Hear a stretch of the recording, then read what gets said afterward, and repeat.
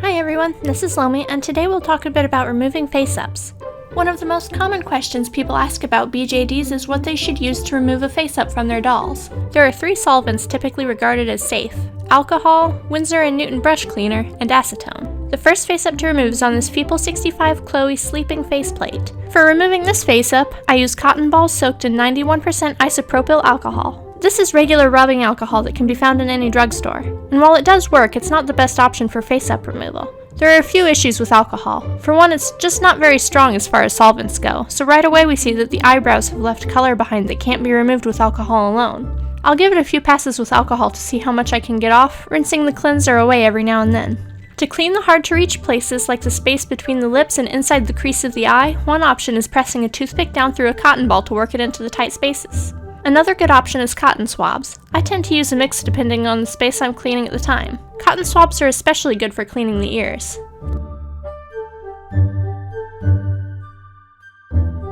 For the stains left by the eyebrows, I decide to scrub them off using a piece of melamine sponge. Many people refer to these as magic eraser, which is a brand name. Melamine sponges work because they're actually a micro sanding sponge, so when you scrub a doll with it, you're removing a very thin layer of resin. This is typically not enough to damage the shape or facial features, but repeated use can wear away fine details, so always use it with care. Another trick for cleaning tight spaces is to take a toothpick and wind the end in cotton pulled from a cotton ball. This can be dipped in your solvent and used to clean spots where a whole cotton ball might be too cumbersome.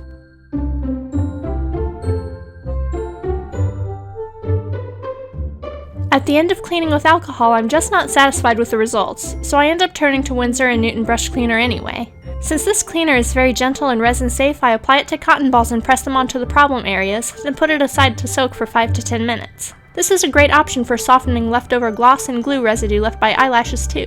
Since it's designed to be used on both real and synthetic paintbrushes, a resin doll can be left in brush cleaner for several hours if necessary. Once the faceplate has had time to soak, I use a toothpick to remove any softened chunks of gloss or paint. Then dip a soft bristled toothbrush into the cleaner and use it to scrub the tight spaces until they're as clean as they're going to get. There's a little bit of staining left, but it will cover with our next face up. You might notice that in this video I'm not wearing gloves. Alcohol is extremely drying, not just to your skin, but to anything it comes in contact with. If I were wearing gloves, the alcohol would dry them out and cause the gloves to split open within just a few minutes.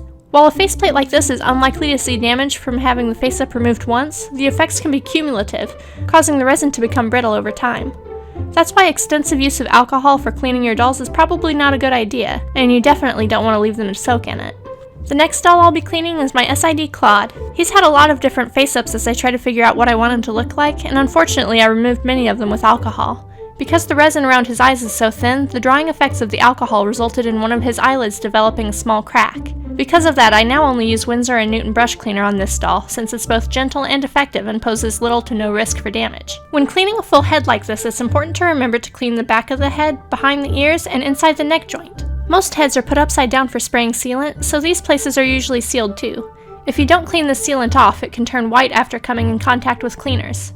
The brush cleaner works a bit faster than the alcohol, and within just a few minutes, the blushing and even the paint over the modifications on his ears is completely gone, and all that's left is the tight spaces like the eyes, ears, lips, and nose.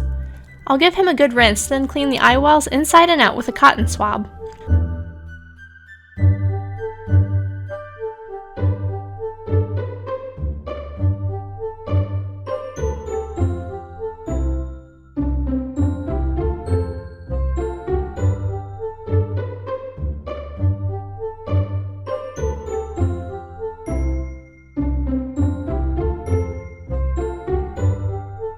The corners of the eyes and crease of the lips need to be cleaned with a toothpick wrapped in cotton, which has to be replaced frequently because of how fast it gets too dirty to use.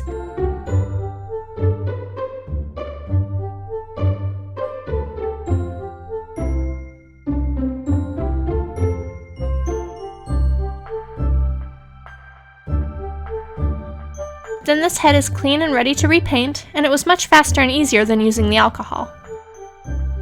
For the last doll that needs to be cleaned, I'm using acetone because he's been modified considerably and airbrushed to cover the changes. Acetone is a powerful solvent and can soften or melt the resin of a doll if it's exposed for too long.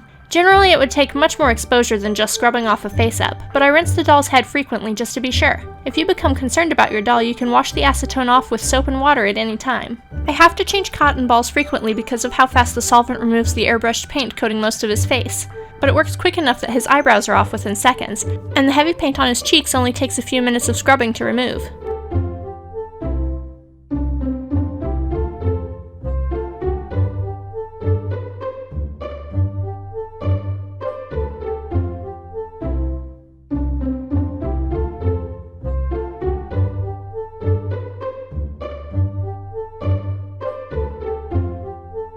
Acetone is best for removing heavy paints quickly, but can be harder to work with when it comes to removing fine details. I clean some of the tougher places with cotton swabs, but since the gloss on the mouth and eyes is especially stubborn, I rinse the head and let him soak in Winsor Newton brush cleaner, then scrub the last bits with the toothbrush. Unless you know what the bristles are made of, you shouldn't use acetone with a brush like this. Many are made of nylon, which will melt when exposed to acetone. That's why for my personal uses, I always keep both acetone and Winsor Newton brush cleaner on hand for removing face-ups. I'm happier with this outcome and glad I switched between solvents. Don't feel like you're stuck using just one medium for anything. If it doesn't do what you want, experiment. The brush cleaner is expensive but goes a long way, and it's the safest choice for removing face-ups overall. Now all 3 dolls are clean and ready to repaint, and I can't wait to get started on their new face-ups. That's all for today, but be sure to come back and see their new looks soon. Thanks for watching! Bye!